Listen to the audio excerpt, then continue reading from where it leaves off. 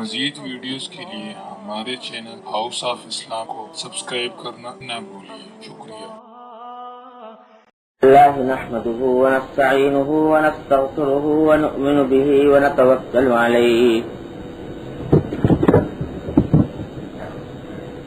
ونعوذ باللہ من شرور انفسنا ومن سیئات اعمالنا من يهده الله فلا مضل له ومن يضلله فلا هادي له وأشهد أن لا إله إلا الله وحده لا شريك له وأشهد أن سيدنا وسندنا ونبينا ومولانا محمدا عبده ورسوله صلى الله تعالى عليه وعلى آله وأصحابه وبارك وسلم تسليما كثيرا كثيرا. أما بعد فأعوذ بالله من الشيطان الرجيم. بسم الله الرحمن الرحيم. لقد كان لكم في رسول الله أسوة حسنة لمن كان يرجو الله واليوم الآخر وذكر الله كثيرا. آمنت بالله صدق الله مولانا العظيم وصدق رسوله النبي الكريم ونحن على ذلك من الشاهدين والشاكرين والحمد لله رب العالمين.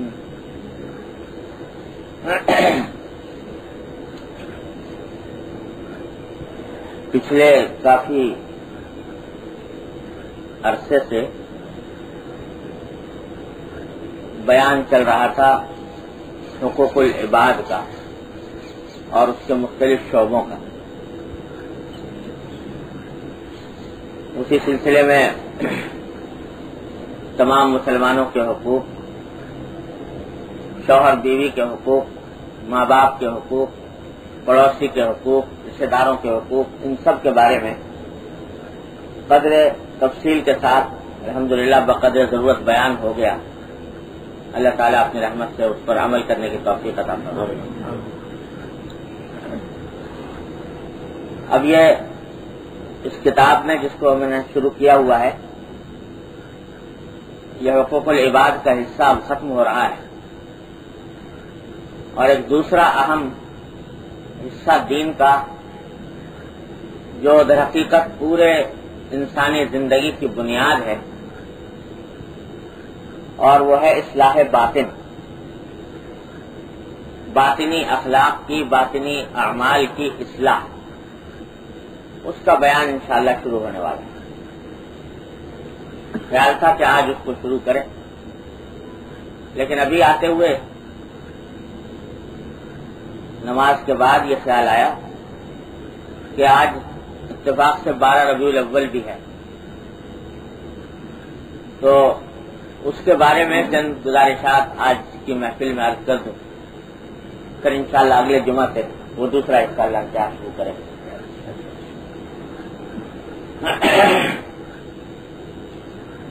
12 ربیع الاول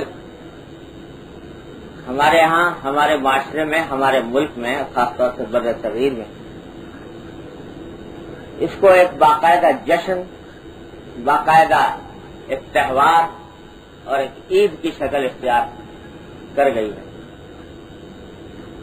ربیع الاول کا مہینہ آتا ہے تو سارے ملک میں سیرت النبی اور میلاد النبی کے جلسوں کا ایک غیر متناہی سلسلہ شروع ہو جاتا ہے. ظاہر ہے کہ حضور نبی کریم سرور دو عالم صلی اللہ علیہ وسلم کا مبارک تذکرہ، آپ کا مقدس ذکر، یہ ایسی بڑی سعادت ہے کہ جس کے برابر کوئی اور سعادت نہیں ہوتی. آپ کے ذکر کا سننا بھی، سنانا بھی. لیکن مشکل یہ ہے کہ ہمارے معاشرے میں اس ذکر، اس مبارک تذکرے کو اسی ربیع الاول کے مہینے کے ساتھ مخصوص کر لیا گیا، اور خاص طور سے 12 ربیع الاول کے ساتھ۔ کہا جاتا ہے کہ چونکہ آج کی تاریخ میں حضور نبی کریم سرور عالم صلی اللہ علیہ وسلم کی ولادت ہوئی، اس واسطے آپ کا یوم ولادت منایا جائے گا، اس کے مناسبت سے آپ کی سیرت کا بیان ہوگا، آپ کی ولادت کا بیان ہوگا۔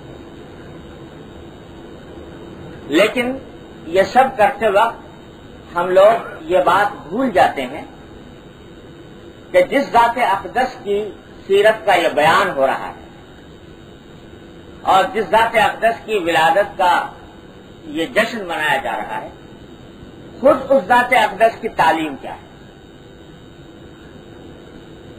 اور آیا اس میں اس تعلیم کے اندر کوئی اس قسم کا تصور موجود ہے یا نہیں۔ اس میں کسی مسلمان کو شبہ نہیں ہو سکتا کہ حضرت صلی اللہ علیہ وسلم کا اس کائنات میں تشریف لانا، اس دنیا میں تشریف لانا، یہ تاریخ انسانیت کا اتنا عظیم واقعہ ہے کہ اس سے زیادہ عظیم، اس سے زیادہ پرمسرت، اس سے زیادہ مبارک اور مقدس واقعہ اس روئے زمین پر کوئی اور پیش نہیں آیا۔ انسانیت کو نبی کریم صلی اللہ علیہ وسلم کی تعلیمات کا نور ملا، آپ کی مقدس شخصیت کی برکات نصیب ہوئی، یہ اتنا بڑا واقعہ ہے کہ اور کوئی تاریخ کا واقعہ اتنا بڑا نہیں ہو سکتا۔ اور اگر اسلام میں کسی کی یوم پیدائش منانے کا کوئی تصور ہوتا تو سرکار دو عالم صلی اللہ علیہ وسلم کی یوم پیدائش سے زیادہ کوئی دن اس بات کا مستحق نہیں تھا کہ اس کو منایا جائے اور اس کو عید قرار دیا جائے۔ لیکن یہیں سے یہ بات معلوم ہوتی ہے کہ پوری حیات طیبہ میں سرکار دو عالم صلی اللہ علیہ وسلم حیات طیبہ 23 سال آپ اس دنیا میں تشریف رکھی آپ نے نبوت کے بعد، ہر سال ربیع الاول کا مہینہ آتا تھا، کوئی سال خالی نہیں تھا ربیع الاول کے مہینے۔ نہ صرف یہ کہ آپ نے نہیں منایا، آپ کے صحابہ کرام کے کسی صحابی کے حاشیے خیال میں نہیں گزرا کہ 12 ربیع الاول یوم پیدائش ہے، لہٰذا اس کو کسی خاص طریقے سے منانا چاہیے۔ سرکار دو عالم صلی اللہ علیہ وسلم دنیا سے تشریف لے گئے اور خلافت راشدہ کا دور آیا، آپ 1.25 لاکھ صحابہ کرام اس دنیا میں چھوڑ کر تشریف لے گئے، 1.25 لاکھ، اور ایسے صحابہ کرام جن میں سے ایک ایک فرد سرکار دو عالم صلی اللہ علیہ وسلم کی کہ ایک سانس کے بدلے پہ پوری جان نچھاور کرنے کے لیے تیار، ایسے جانثار، ایسے فداکار، ایسے عاشق دار صحابہ کرام جو ایک ایک ادا پر زندگیاں قربان کرنے کے لیے تیار ہیں، لیکن کوئی صحابی ایک بھی ایسا نہیں ملے گا جس نے ربیع الاول کے مہینے میں کوئی خاص اہتمام کر کے یہ دن منایا ہو، یا اس کے دن میں کوئی جلسہ منعقد کیا ہو، کوئی جلوس نکالا ہو، کوئی چراغاں کیا ہو، کوئی جھنڈیاں سجائی ہو۔ کیوں؟ اس واسطے کہ اسلام در حقیقت شروع سے آپ حضرات سے عرض کرتا رہتا ہوں، یہ رسموں کا دین نہیں ہے، یہ رسموں کا دین نہیں ہے، یہ عمل کا دین۔ اس میں یہ قصہ نہیں ہے جیسے اور مذہبوں میں ہے کہ چند رسموں کا نام دین ہے، وہ رسمیں ادا کر لی تو بس چھٹی ہو گئی۔ یہ تو جنم روگ ہے، پیدائش کے دن سے لے کر مرتے دم تک ہر انسان اپنے اصلاح کی فکر میں لگا رہے، سرکار دو عالم صلی اللہ علیہ وسلم کی سنت کی اتباع میں لگا رہے، تو رسموں کا نہیں۔ یہ تصور جو ہے دن منانے کا، یہ ہمارے پاس آیا در حقیقت عیسائیوں سے۔ عیسائیوں کے ہاں بھی یہی ہوا تھا کہ حضرت عیسیٰ علیہ السلام کی کا یوم پیدائش منایا جاتا ہے کرسمس کے نام سے 25 دسمبر کو۔ تاریخ اگر آپ پڑھ کے دیکھیں تو پتہ چلے گا کہ حضرت عیسیٰ علیہ السلام کے آسمان پر اٹھائے جانے کے تقریباً 300 سال تک तसव्वुर नहीं था हज़रत ईसा अलैहिस्सलाम के यौम पैदाइश मनाने। आपके सहाबारी, आपके जो साहबे किराम थे, उनमें से किसी ने नहीं मनाया। 300 साल तक क्रिसमस का कोई तसव्वुर नहीं। 300 साल के बाद कुछ लोगों ने ये बिदात शुरू कर दी और उन्होंने कहा कि साहब हम ईसा अलैहिस्सलाम का यौम पैदाइश मनाएं। जो कट्टर किस्म के लोग थे, उस जमाने में भी होते थे कट्टर वहाबी, हम जैसे, तो वो उन्होंने कहा कि भाई ये क्या तुमने सिलसिला शुरू किया, इसका तो ईसा अलैहिस्सलाम की तालीमात में कहीं जिक्र नहीं, ये दिन मनाने का। तो उन्होंने कहा क्या हर्ज है, कोई ऐसी बुरी बात तो है नहीं, हम इसमें जमा होंगे, ईसा अलैहिस्सलाम का जिक्र करेंगे, उनकी तालीमात को याद दिलाएंगे, तो अगर लोगों में कुछ शौक शौक पैदा होगा तालीमात पर अमल करने का, तो हम कोई बुराई का काम तो करेगा, कोई गुनाह का काम तो कर लेगा। ये कहकर और सिलसिला शुरू कर चुनाचे शुरू इसी तरह हुआ क्रिसमस के।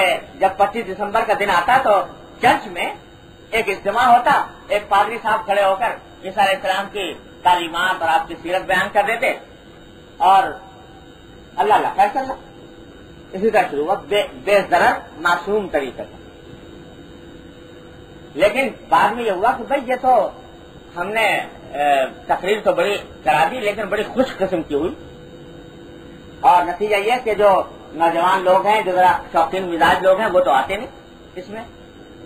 तो इसको ऐसा करो कि जरा इसको एक ऐसी शक्ल बनाओ कि जरा दिलचस्प बन जाए, लोगों की के लिए दिलकश हो।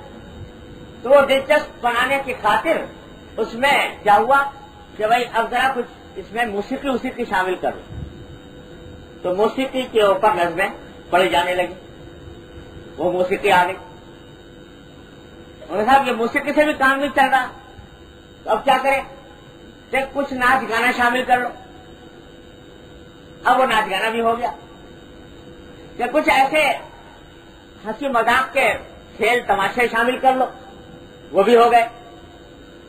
अब होते होते वो क्रिसमस जो ईसा अलैहिस्सलाम की तालीमात का बयान करने के नाम पर शुरू हुआ था, अब वो एक आम जश्न बन गया, जैसे आम दुनियावी जश्न होते हैं।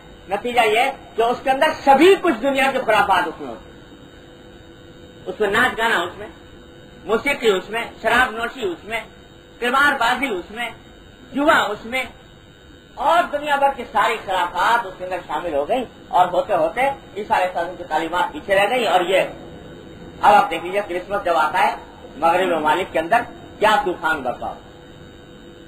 इतनी शराब पी जाती है सारे साल नहीं पी गई, इतने हादसा होते हैं जो सारे साल नहीं हुए, इतनी औरतों की इस वक्त दरी होती है जितनी सारे साल नहीं हुई, और सब हो रहा है ईसा अलैहिस्सलाम के यौम पैदाइश में। तो हम अल्लाह तबारक व तआला जो ये दीन भेजा हमारे पास, वो इंसान की नफ्सियात और उसकी चोरियों से वाकिफ है। तो जानते थे कि अगर इसको जरा सा सोचा दिया गया, ये कहां से कहां बात को पहुंचाएगा।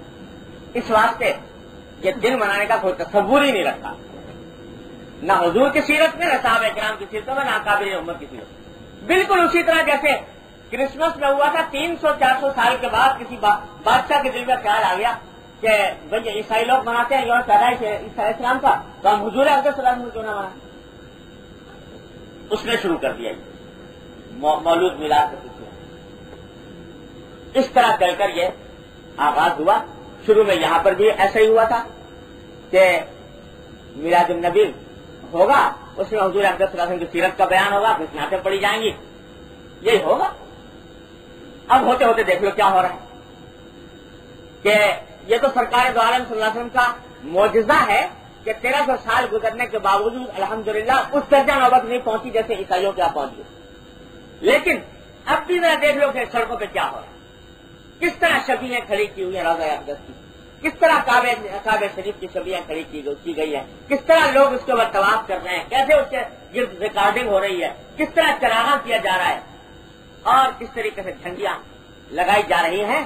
और गोया माज़अल्लाह मासूम माज़अल्लाह, ये सरकार दो आलम सल्लल्लाहु अलैहि वसल्लम की सीरत तैयबा का कोई जश्न नहीं है, जैसे कि आम हिंदुओं के और ईसाइयों के जश्न हुआ करते हैं, उस तरीके से इसको मनाया जाए। तो सारी वो खराबी आकर रफ्ता रफ्ता اندر جمع ہو گئے.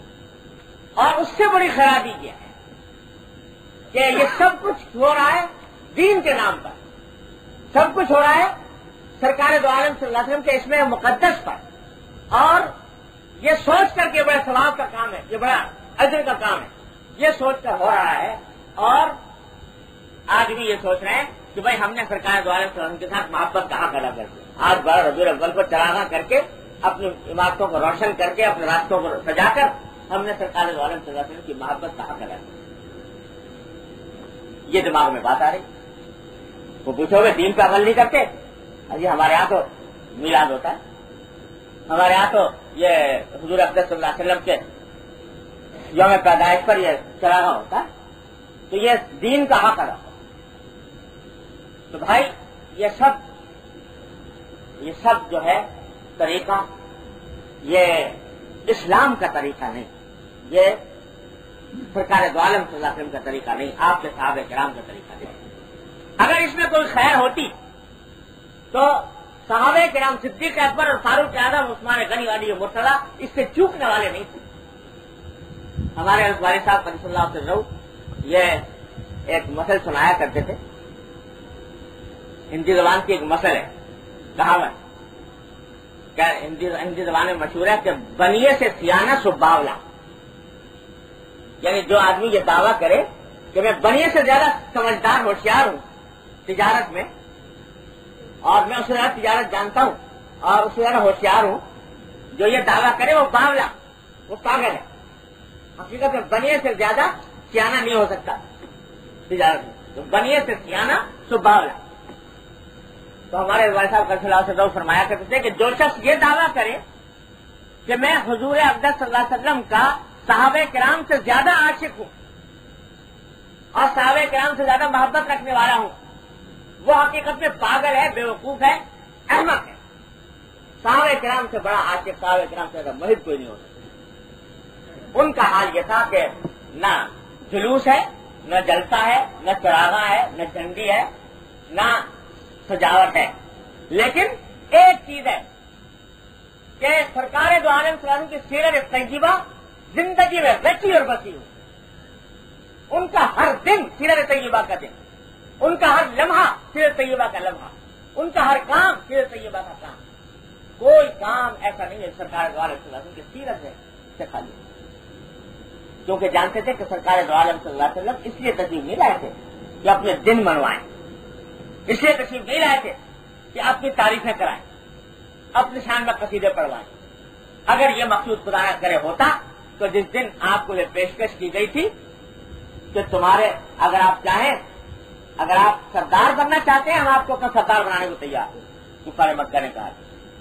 اگر آپ مال و دولت کے طلبگار ہیں تو مال و دولت کے ڈھیر آپ کے قدموں میں لانے کے لیے تیار. اگر آپ حسن و جمال کے طلبگار ہیں تو عرب کا منتخب حسن و جمال آپ کی خدمت میں نظر کیا جا سکتا ہے. لیکن آپ یہ اپنی تعلیمات کو چھوڑ دی تو سرکار دو عالم صلی اللہ علیہ وسلم نے کیا جواب دیا؟ اگر آپ کو یہ مطلوب ہوتا تو اس دن قبول کر لیتے، سردار بھی بن جاتے، روپیہ پیسہ بھی بہت مل جاتا، ساری دنیا کی نعمتیں حاصل ہو جاتی. لیکن سرکار دو عالم صلی اللہ علیہ وسلم نے جواب دیا کہ اگر تم میرے ایک ہاتھ میں آفتاب ایک ہاتھ میں ماہتاب بھی دے دو گے تو میں اپنی تعلیم سے پھرنے والا ہوں. آپ اس لیے آئے تھے کہ لوگ عید میلاد النبی منائیں میرے نام سے. آپ کے آنے کا منشا یہ تھا جو قرآن نے بیان کروایا. کیا؟ جو ابھی میں نے آیت تلاوت کی کہ لقد کان لکم فی رسول اللہ اسوۃ حسنۃ لمن کان یرجو اللہ والیوم الآخر. ہم نے یہ نبی صلی اللہ علیہ وسلم اس کام کے لیے بھیجے کہ ان کو ایک نمونہ بنا کر بھیجا، بہترین نمونہ بنا کر بھیجا ہے تمہارے پاس. اس لیے بھیجا تاکہ تم ان کی نقل اتارو، نمونہ بنا کر دو. جس کے لیے لمن کان یرجو اللہ والیوم الآخر، جو اللہ پر ایمان رکھتا ہو، یوم آخرت پر ایمان رکھتا ہو اور اللہ کو کثرت سے یاد کرتا ہو، اس کے لیے ہم نے ایک نمونہ بنا کر دیا. بس کیا ضرورت نمونے کی؟ نمونہ بھیجنے کی کیا ضرورت؟ کتاب تو آ گئی تھی، قرآن آ گیا تھا، اللہ تبارک و تعالیٰ نے اپنی کتاب نازل فرما دی تھی. نمونہ بھیجنے کی ضرورت اس لیے کہ انسان کی فطرت یہ ہے، اس کی جبلت یہ ہے کہ میری کتاب اس کی اصلاح کے لیے کوئی بھی علم و فن سکھانے کے لیے کافی نہیں ہوتی. انسان کو کوئی بھی علم و فن سیکھنے کے لیے کسی مربی کے عملی نمونے کی ضرورت ہوتی ہے. جب تک وہ سامنے نہیں ہوگا اس وقت تک پہلے کتاب پڑھ کر کسی کو کوئی فن علم نہیں آئے گا. اللہ تعالیٰ اس معاملے میں انسان کو یہ فطرت میں یہ بات آتی ہے. دوسرے جانوروں میں بعض اوقات یہ بات نہیں ہوتی. آج مرغی کا بچہ چوزے میں سے انڈے میں سے نکلا چوزا، تو انڈے میں سے نکلنے کے ساتھ ہی اگر دانا پڑا ہوا ہے تو وہ دانا کٹکنا شروع کر دیتا.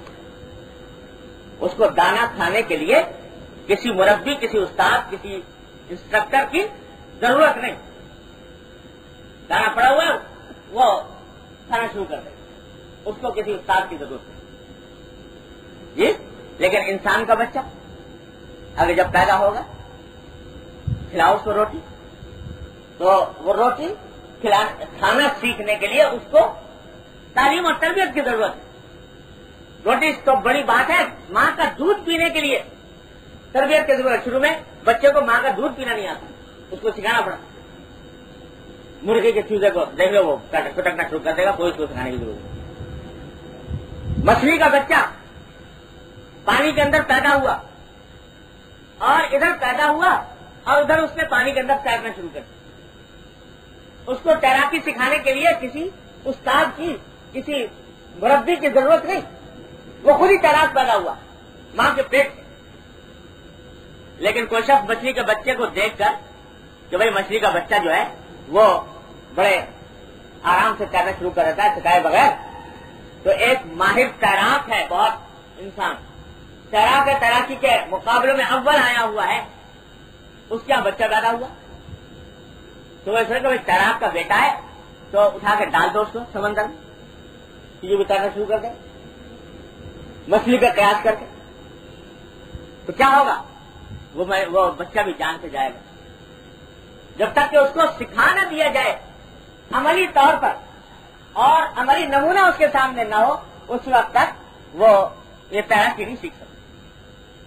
یہ کوئی ڈاکٹر ہے، حکیم ہے، وہ کتابیں پڑھ کر چاہے کوئی آدمی کہ میں ڈاکٹری کی کتابیں ہیں، طب کی کتابیں ہیں، وہ پڑھ کر اور میں دوسروں کا علاج شروع کروں. جانتا ہے، سمجھدار ہے، ذہین ہے، کتابیں سمجھتا ہے، سب کچھ ہے، پڑھ لی، لیکن علاج شروع کرے تو سوائے اس کے کہ قبرستان پہنچائے گا لوگوں کو اور کوئی خدمت انجام نہیں دے. بلکہ اور تو اور آپ دیکھ لیجیے دنیا بھر کا قانون یہ ہے کہ MBBS ہو گیا، ڈگری مل گئی ڈاکٹری کی، لیکن اس کو پریکٹس کرنے کی اجازت نہیں جب تک کہ ایک مدت تک ہاؤس جاب نہ کرے. کسی اسپتال میں کسی ماہر ڈاکٹر کے ذریعے نگرانی رہ کر عملی نمونہ جب تک نہیں دیکھے گا اس وقت تک ڈاکٹری نہیں کرتے. کیوں؟ اس واسطے کہ طرح کتاب پڑھی ہے، ابھی عملی نمونہ سامنے نہیں ہے. میں تو یہاں تک کہتا ہوں کہ یہ کھانے پکانے کی کتابیں لکھی چھپی بھی موجود ہے، ہر چیز موجود ہے، تفصیل. بریانی اس طرح بنتی ہے، پلاؤ اس طرح بنتی ہے، کباب اس طرح بنتے ہیں، قورمہ اس طرح بنتا ہے. ایک آدمی جس نے ابھی تک یہ کام کیا نہیں وہ کتاب سامنے رکھے اور بنائے قورمہ. تو کتاب میں سب کچھ لکھا ہوا ہے، کتنا گوشت ڈالو، کتنا مسالہ ڈالو، کیا کیا مسالے ڈالو گے، لیکن کتاب سامنے رکھ کے بناؤ. تو یعنی کیا شے تیار کرے گا وہ اگر میں کتاب رکھ کے بنائے گا. ہاں کسی استاد نے، جاننے والے نے اپنے سامنے بٹھا کر بتا دیا کہ بھائی اس طرح بنتا ہے اور اس کی ٹریننگ دی ہو تو پھر خطا طریقے سے بنا سکے. تو انسان کی فطرت اللہ تبارک و تعالیٰ نے یہ رکھی ہے کہ جب تک کسی مربی کا عملی نمونہ اس کے سامنے نہ ہو اس وقت تک وہ آدمی کی ہدایت نہیں ہوتی، وہ علم و فن سیکھتا نہیں.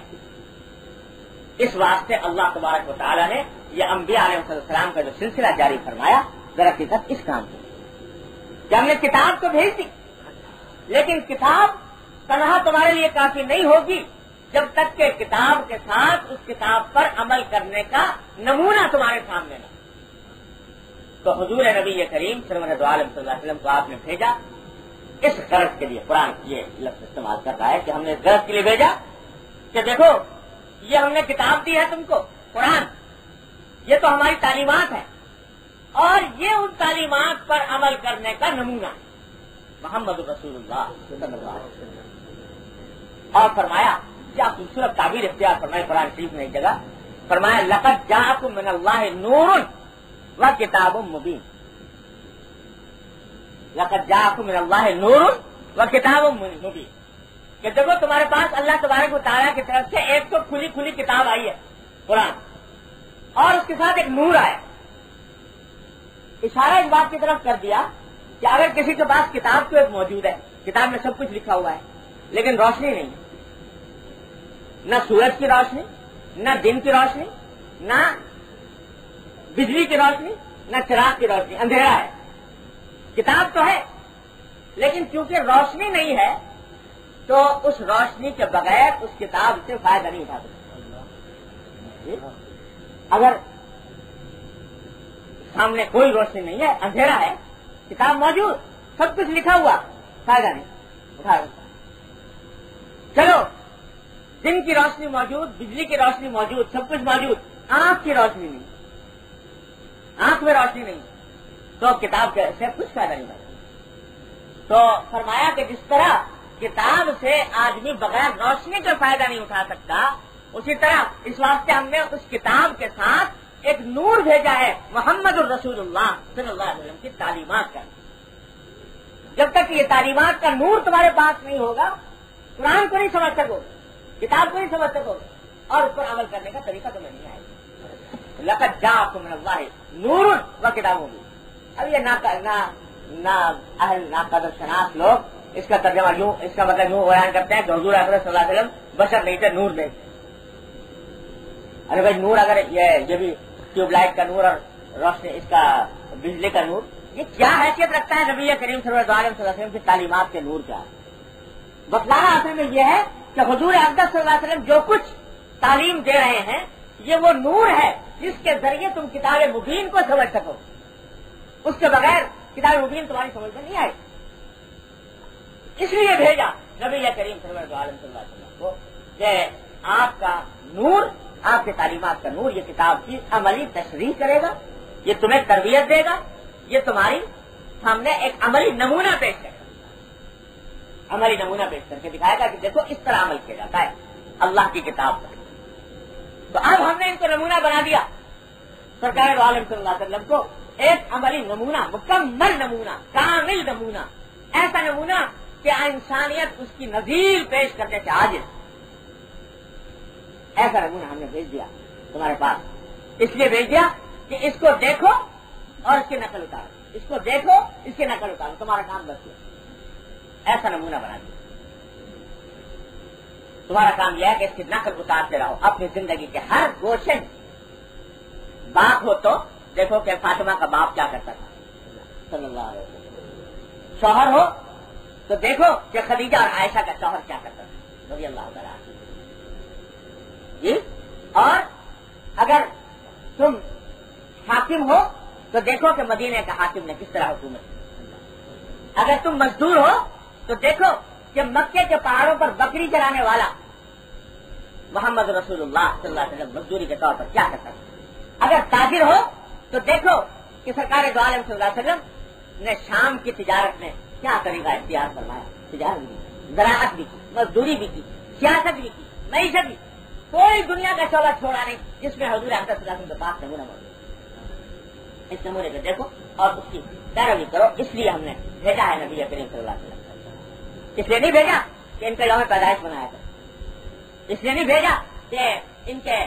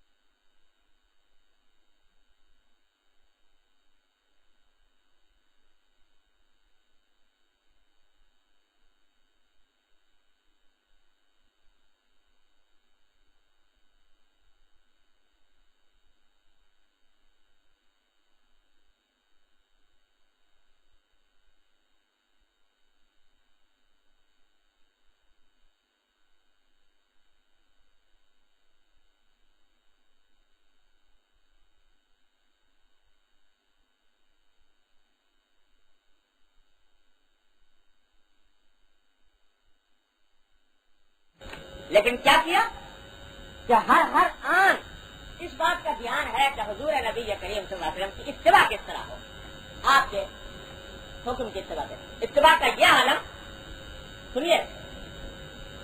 صحابہ کرام ایسے نہیں بن گئے، صحابہ کرام رضی اللہ تعالیٰ عنہ. حضرت ایک مرتبہ حضرت صلی اللہ علیہ وسلم مسجد نبوی میں خطبہ دے رہے تھے.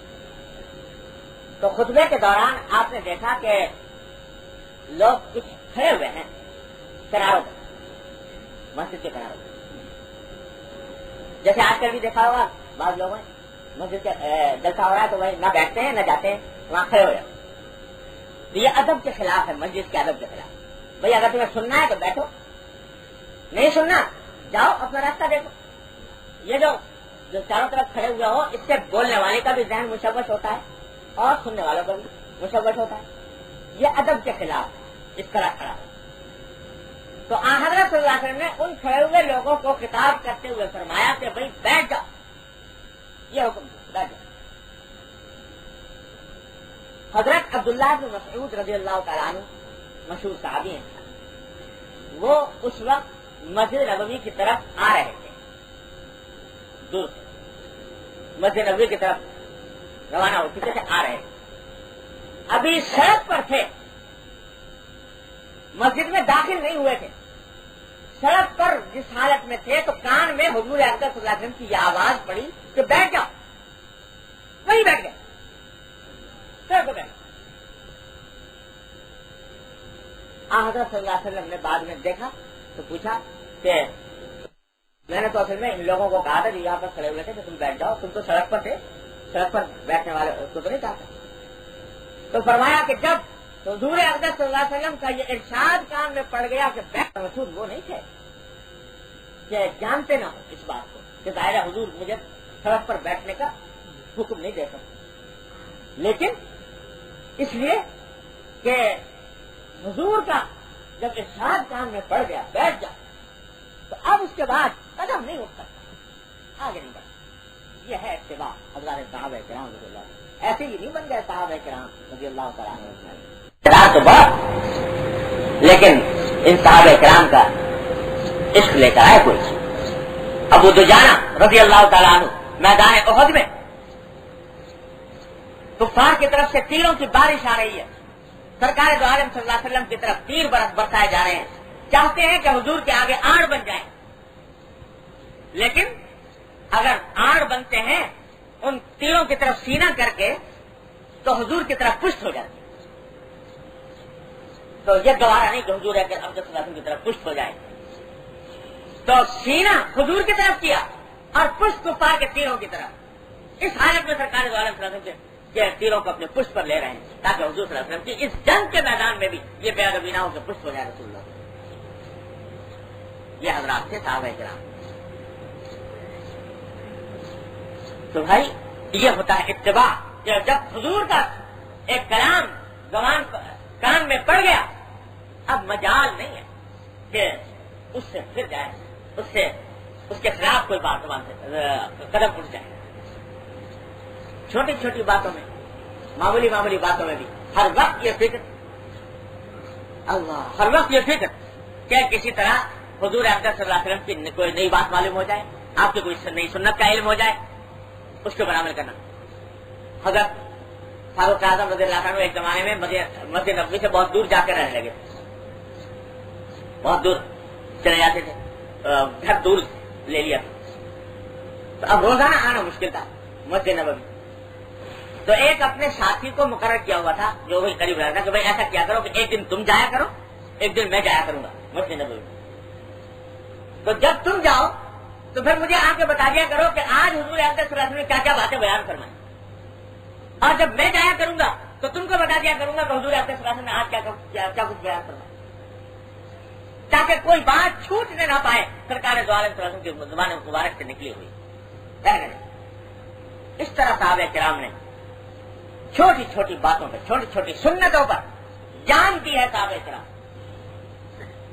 پہلے بھی پتہ نہیں سنایا تھا آپ حضرات کو، حضرت عثمان رضی اللہ تعالیٰ عنہ جا رہے ہیں غزوہ حدیبیہ کے موقع پر، صلح حدیبیہ کے موقع پر حضور اقدس صلی اللہ علیہ وسلم سے ایلچی بن کر گئے کفار مکہ سے مذاکرات کرنے کے لیے، صلح کے معاملات طے کرنے کے لیے۔ تو مکہ مکرمہ اپنے چچادار بھائی کے گھر جا کر ٹھہرے،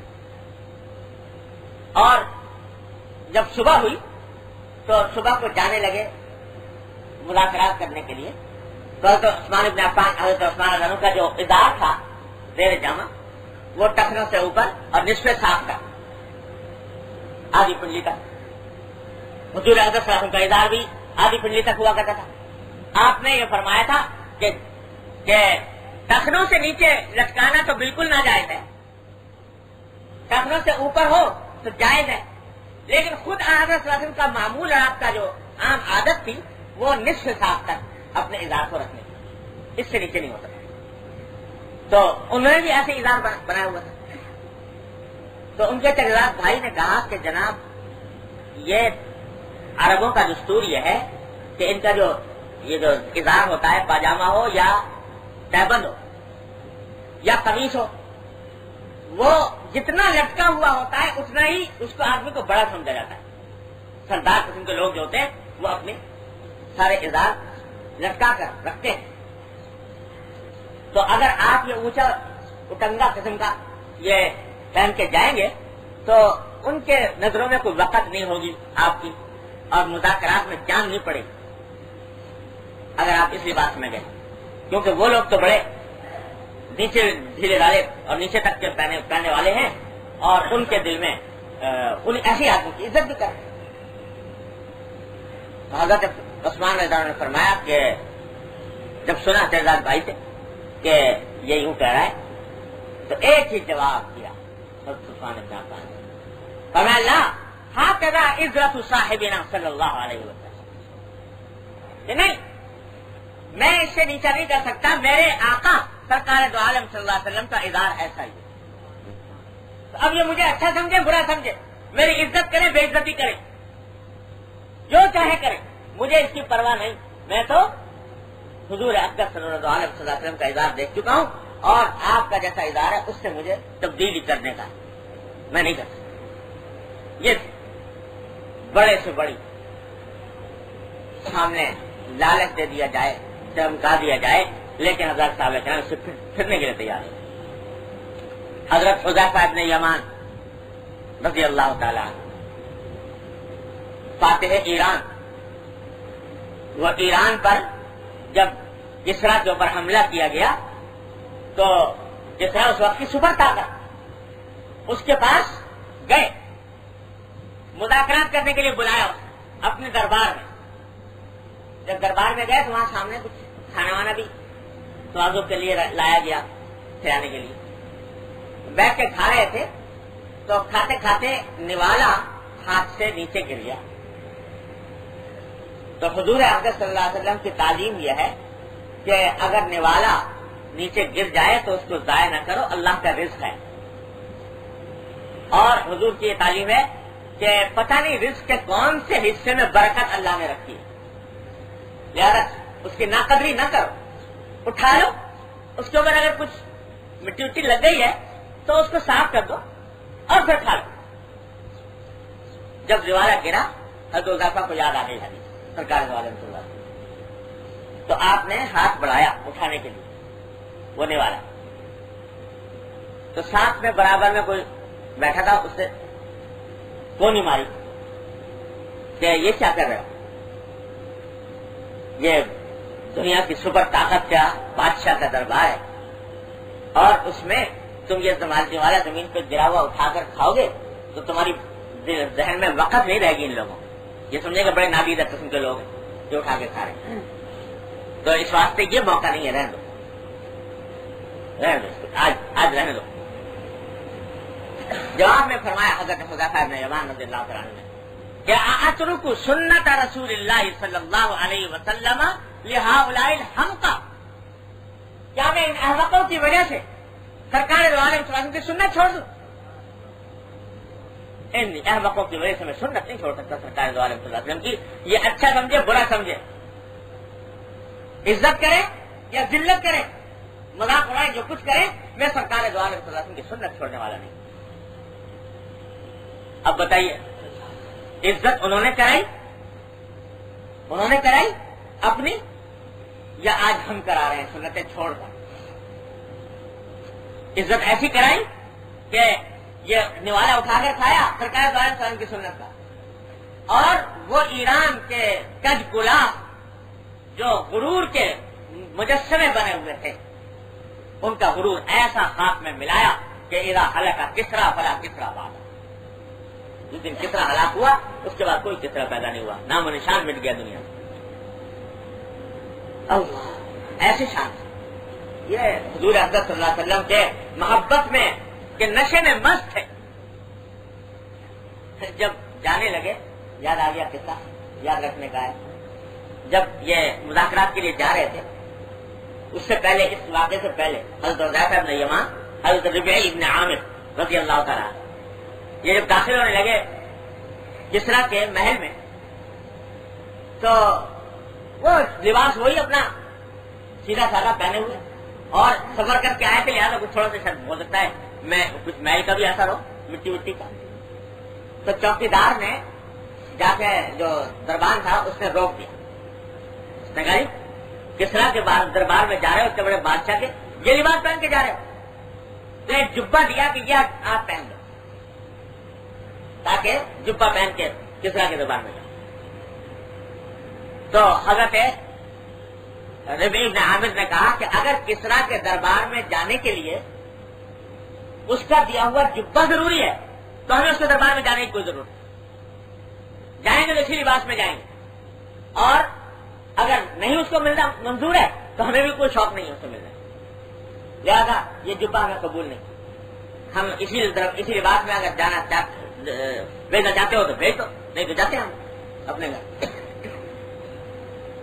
اب وہ اس نے پیغام بھجوایا تھا، جس قسم کے لوگ آئے وہ جبہ بھی لینے کو انکار کرتے ہیں، اس نے کہا بھائی بھیج دو۔ تو ابھی جب اس نے وہ پیغام دینے کیا ہوا تھا تو حضرت ربیعہ بن عامر کے ہاتھ میں ایک تلوار تھی اور اس کے اوپر کہیں سے ٹوٹی ہوئی ہوگی تو اس کے اوپر کچھ کتریں اس کی کپڑے کی لپٹی ہوئی تھی، چھوٹی سی تلوار اس کے اوپر کتریں لپٹی ہوئی۔ تو چوکیدار نے کہا کہ بھائی یہ ذرا مجھے اپنی تلوار کو دکھاؤ، دکھائی تو کہا کہ اس تلوار سے تم ایران فتح کرنے آئے ہو، اس تلوار سے ایران فتح کرو۔ تو ربیعہ بن عامر نے کہا کہ ابھی تم نے تلوار دیکھی ہے، تلوار چلانے والا ہاتھ نہیں دیکھا۔ تو اس نے کہا کہ اچھا ہاتھ بھی دکھاؤ، کیسے دکھاتے ہو؟ تو اس نے کہا کہ جو تمہارے پاس سب سے مضبوط ڈھال ہو تلوار کو روکنے والی وہ منگا لو اور پھر میرا ہاتھ دیکھو۔ تو وہ جو سارے دربار میں، سارے محل کے اندر سب سے زیادہ مضبوط لوہے کی ڈھال تھی جس کے بارے میں سمجھایا جاتا تھا کہ کوئی تلوار اس کو کاٹ نہیں سکتی، وہ منگوائی گئی اور اس نے کہا کہ یہ کوئی آدمی لے کے کھڑا ہو جائے میرے سامنے۔ وہ لے کے ایک آدمی کھڑا ہوا، حضرت ربیعہ بن عامر نے وہی تلوار جس کے اوپر کتریں لپٹی ہوئی تھی اس کا جو ایک وار کیا 2 ٹکڑے۔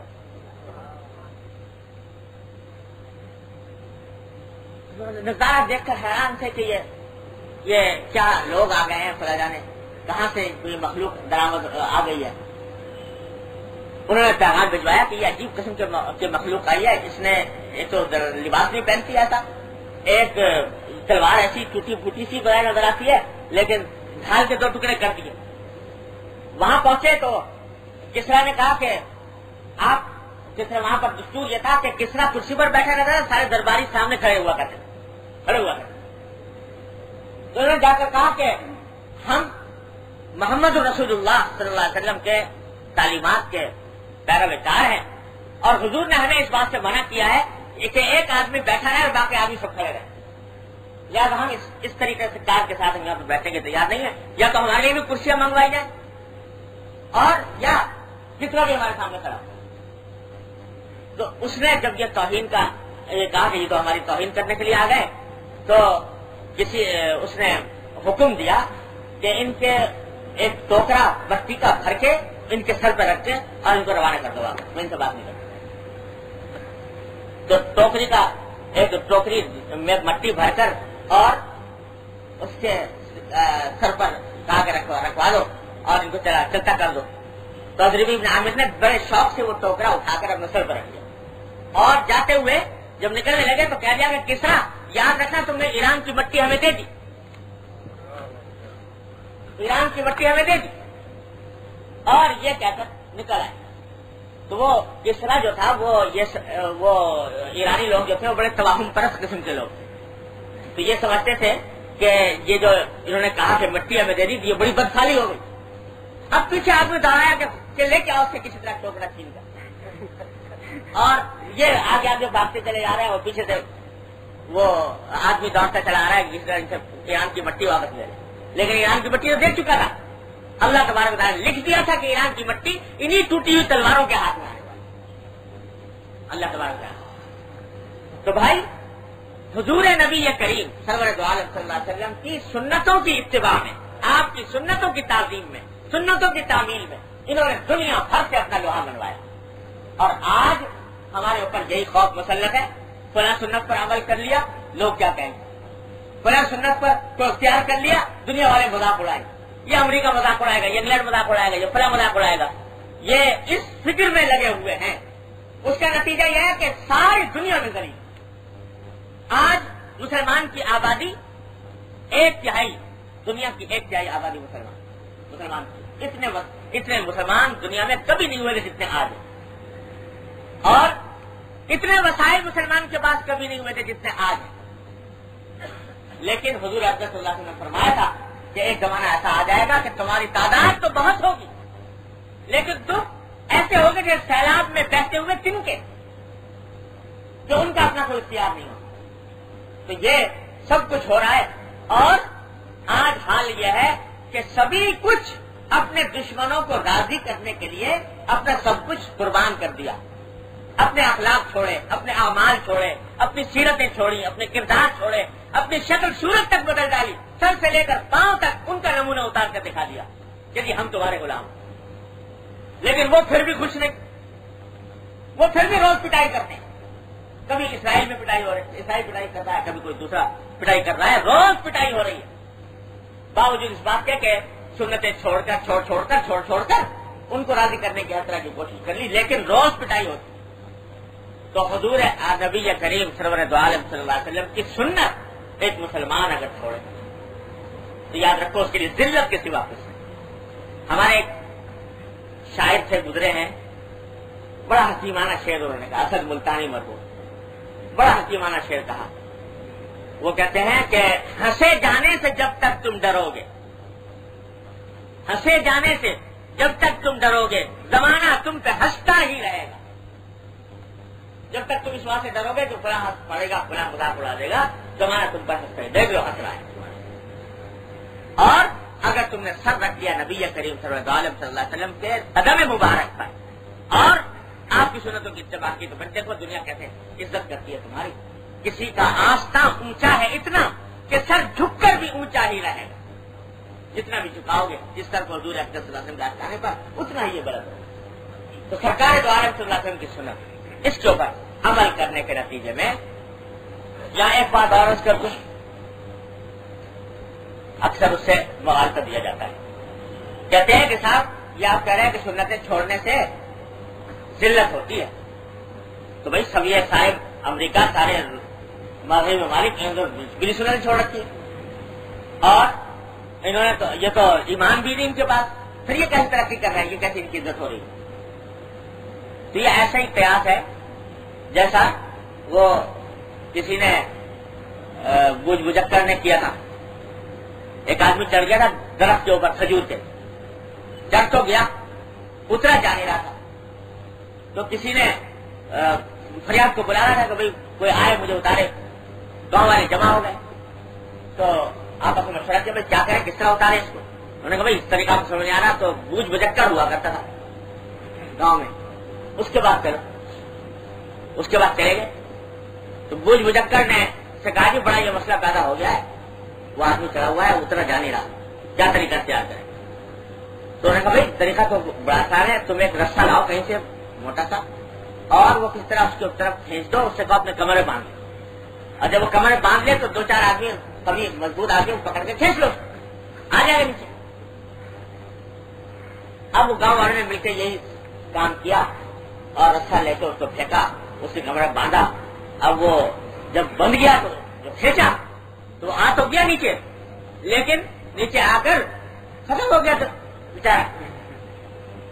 اب وہ جناب سارے گاؤں والے گوج بجکر کے پاس پہنچے کہ جی عجیب تدبیر بتائی آپ نے، وہ تو نیچے سے آیا، وہ تو دنیا سے رخصت ہو گیا۔ تو اس نے کہا بھائی پتا نہیں کیا اس کے اوپر قضائی آ گئی تھی جو مر گیا، ورنہ میں پتا نہیں کتنے آدمیوں کو اس طرح کنویں سے نکالا، کتنے آدمی کنویں میں گر گیا کہ میں نے اس طرح کنویں سے نکالا تھا، وہ تو بس زندہ بچے، یہ اس کے اوپر موت آئی گئی تھی، اس واسطے یہ مر گیا۔ تو اس بوجھ بجکر نے قیاس کیا کھجور پہ چڑھے ہوئے آدمی کو کنویں میں گرے ہوئے آدمی کے اوپر مات ہے۔ تو اسی طرح لوگ قیاس کرتے ہیں مسلمان کو کافر کے اوپر۔ یہ کافر جو ہے یہ غیر اسلامی حرکتیں کر کر کے ایمان سے معلوم ہو کر ترقی کر رہے ہیں، اور تو ہم کیوں نہیں کر سکتے؟ ارے بھائی تم صاحب ایمان ہو، تم نے محمد رسول اللہ صلی اللہ علیہ وسلم کا کلمہ پڑھا ہے، تم جب تک کہ اس محمد رسول اللہ صلی اللہ علیہ وسلم کے قدموں پر سر نہیں رکھو گے اس وقت تک تمہاری پٹائی ہوتی رہے گی اس دنیا کے اندر، تمہیں عزت حاصل نہیں ہو سکتی۔ کافروں کو جو واسطے تو دنیا ہی دنیا ہے، وہ عزت کراتے رہے کہ وہ جو کچھ کراتے رہے، وہ تم اس کے اوپر قیاس نہیں کر سکتے۔ تاریخ اٹھا کے دیکھ لو 14 سال جب تک سنتوں کا عمل کیا، نبی کریم صلی اللہ علیہ وسلم کی عزت پائی، شوکت حاصل کی، اقتدار حاصل کیا، عزت ملی، لیکن جب سے سنتیں چھوڑی ہیں اس وقت دیکھ لو کیا ہوا۔ تو بھائی اصل سیرت النبی یہ ہے کہ سرکار دو عالم کی سنت کی اتباع۔ اب جو کرنے کی بات ہے وہ یہ کہ بھائی باتیں تو ہوتی رہتی ہیں، جلسے بھی ہوتے رہتے ہیں، تقریریں بھی ہوتی رہتی ہیں، لیکن یہ دیکھو کہ اس تقریر جلسے کے نتیجے میں فرق کیا واقع ہوا۔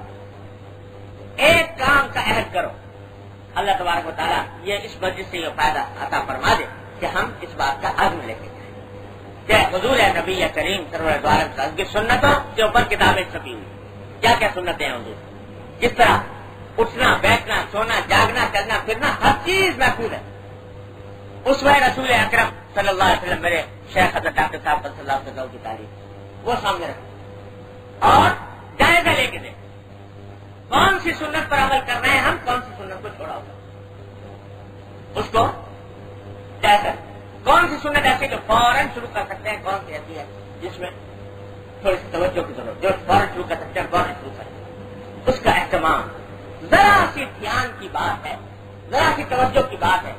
ہمارے حضرت فرمایا کرتے تھے کہ غسل خانے میں جا رہے ہو، بیت الخلاء میں جا رہے ہو، بایاں پاؤں داخل کر دو پہلے، اور اس سے پہلے دعا پڑھ لو اللہم انی اعوذ بک من الخبث والخبائث، اس نیت سے کہ حضور اقدس صلی اللہ علیہ وسلم یہ کام کیا کرتے تھے، میں آپ کی سنت کی اتباع میں کر رہا ہوں۔ جس وقت یہ کام کرو گے اللہ کی محبوبیت حاصل ہو جائے گی، اس واسطے کہ واتبعونی یحببکم اللہ۔ چھوٹی چھوٹی باتیں ہیں لیکن دھیان سے کام کرنے کا۔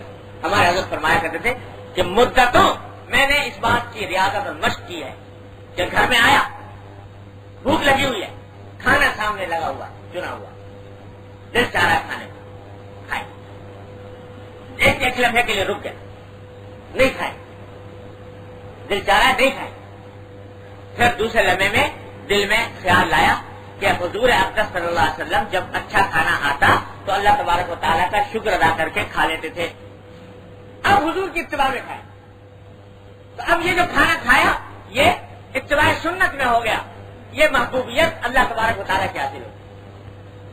بچہ کھیلتا ہوا اچھا معلوم ہوا، دل چاہ کے گود میں اٹھا لے، فرمایا نہیں اٹھائے، پھر دوسرے لمحے دل میں خیال لائے کہ حضور نبی کریم سرور دو عالم صلی اللہ علیہ وسلم بچوں پر شفقت فرماتے تھے، گود میں اٹھا لیا کرتے تھے، تو میں آپ کی اتباع میں یہ کام کروں، تو وہ بچے کو اٹھا لیا، اب اتباع سنت میں اٹھایا، وہ محبوبیت کا ذریعہ بن گیا اللہ تبارک و تعالیٰ کی بات۔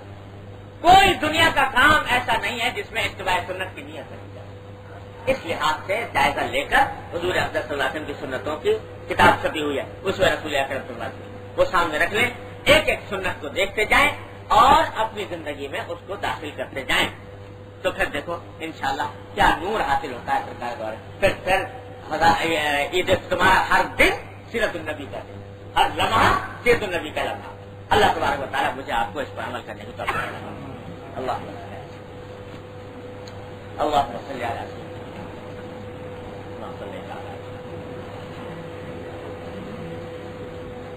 ربنا ظلمنا أنفسنا وإن لم تغفر لنا وترحمنا لنكونن من الخاسرين. ربنا ظلمنا أنفسنا وإن لم تغفر لنا وترحمنا. ربنا آتنا في الدنيا حسنة وفي الآخرة وقنا عذاب النار. یا ارحم الراحمین اپنے فضل و کرم کی رحمت سے ہمارے تمام گناہوں کو معاف کر. یا اللہ ہمارے اعمال و اخلاق کی اصلاح فرما. یا اللہ ہمیں سیدھے راستے پہ چلنے کی توفیق عطا فرما. یا اللہ اتباع سنت کی توفیق عطا فرما. یا اللہ نبی کریم صلی اللہ علیہ وسلم کی سنتوں پر مکمل طور سے عمل کرنے کی توفیق عطا فرما.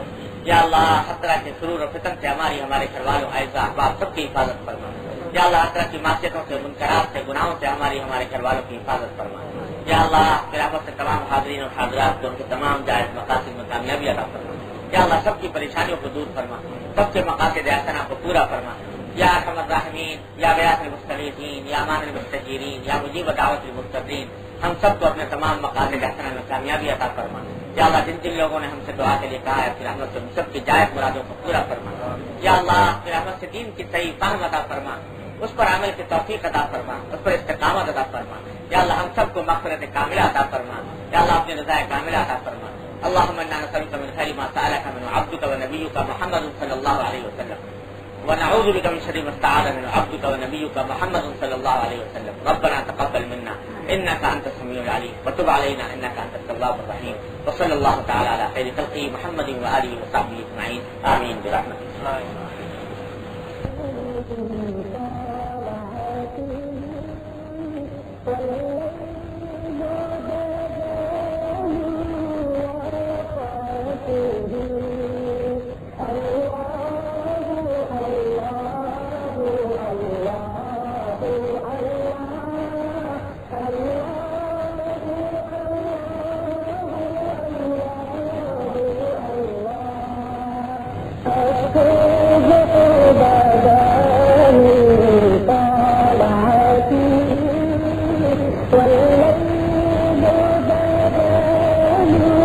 مزید ویڈیوز کے لیے ہمارے چینل ہاؤس آف اسلام کو سبسکرائب کرنا نہ بھولیے. شکریہ.